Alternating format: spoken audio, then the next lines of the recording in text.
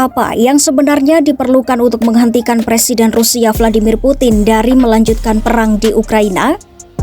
Pertanyaan besar itu terdengar sederhana, namun jawabannya sangat rumit.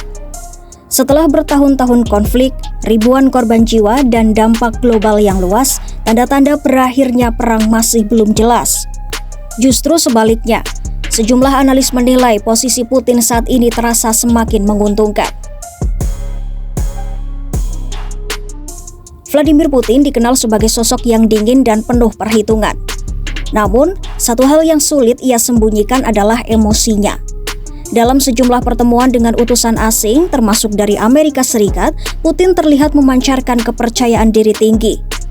Bagi Putin, arus diplomatik dinilai mulai beralih menguntungkan Rusia seiring membaiknya hubungan dengan Amerika dan kemajuan perlahan pasukan Rusia di medan perang.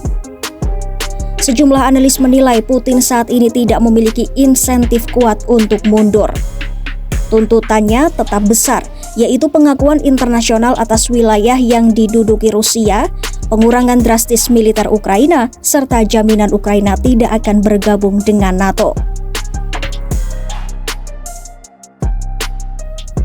Di tengah kondisi ini, sikap Amerika Serikat menjadi faktor krusial. Presiden Amerika Serikat Donald Trump memberi sinyal bahwa Washington bisa saja mendorong gencatan senjata dengan syarat yang berat bagi Ukraina, termasuk penyerahan wilayah tanpa jaminan keamanan jangka panjang. Jika Ukraina menolak atau Rusia memveto, Trump bahkan mengisyaratkan AS bisa menarik diri dari konflik. Pernyataan bahwa terkadang orang harus menyelesaikan masalahnya sendiri memicu kekhawatiran akan melemahnya dukungan AS. Tanpa bantuan intelijen dan militer Amerika, kemampuan Ukraina untuk mempertahankan wilayah dan infrastruktur vital akan sangat tertekan. Di lain sisi, Eropa mencoba mengambil peran lebih besar. Negara-negara Eropa tengah mempersiapkan skenario gencatan senjata dan kemungkinan pengerahan kekuatan internasional untuk mencegah agresi Rusia di masa depan. Namun, sebagian pejabat Eropa menilai benua itu seharusnya bersiap menghadapi perang jangka panjang, bahkan hingga 15 atau 20 tahun ke depan. Bukan hanya membantu Ukraina bertahan hari ini, tetapi juga membangun daya tahan jangka panjang. Usulan seperti perlindungan wilayah udara Ukraina oleh sistem pertahanan Eropa atau penempatan pasukan di Ukraina Barat masih menuai perdebatan karena dikhawatirkan memicu eskalasi dengan Rusia. Meski begitu, sejumlah analis menilai justru kehadiran militer Barat yang tegas bisa menjadi satu-satunya faktor yang benar-benar mampu menghentikan agresi Rusia.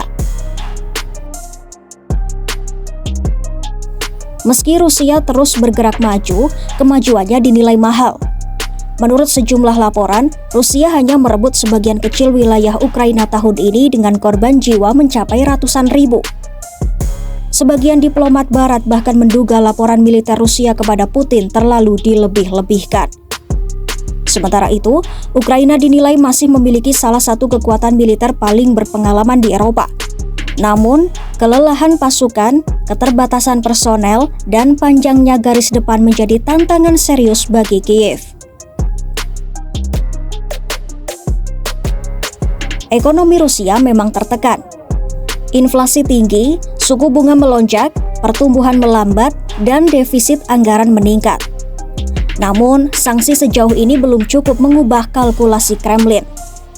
Rusia masih mampu menghindari pembatasan melalui jalur perdagangan alternatif, termasuk ekspor energi menggunakan kapal-kapal yang tidak terdaftar.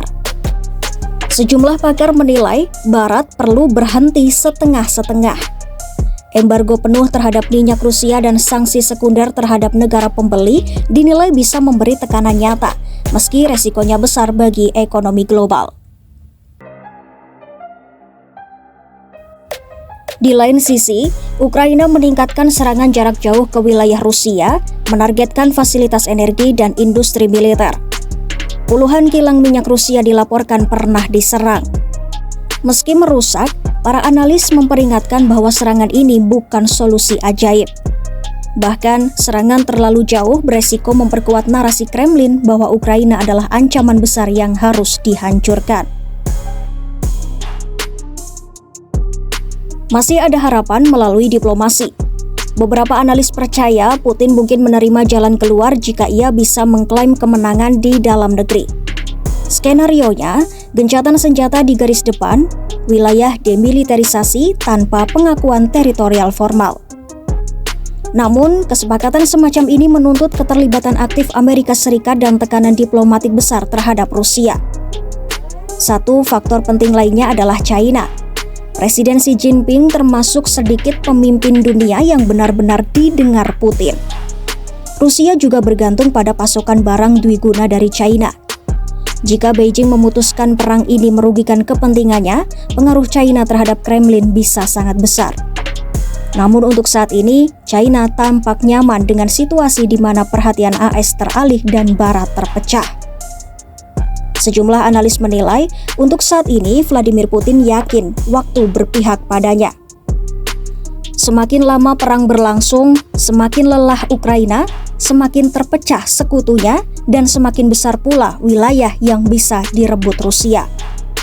Kecuali satu hal, Putin mundur dari panggung dan tidak banyak yang bisa mengubah posisinya.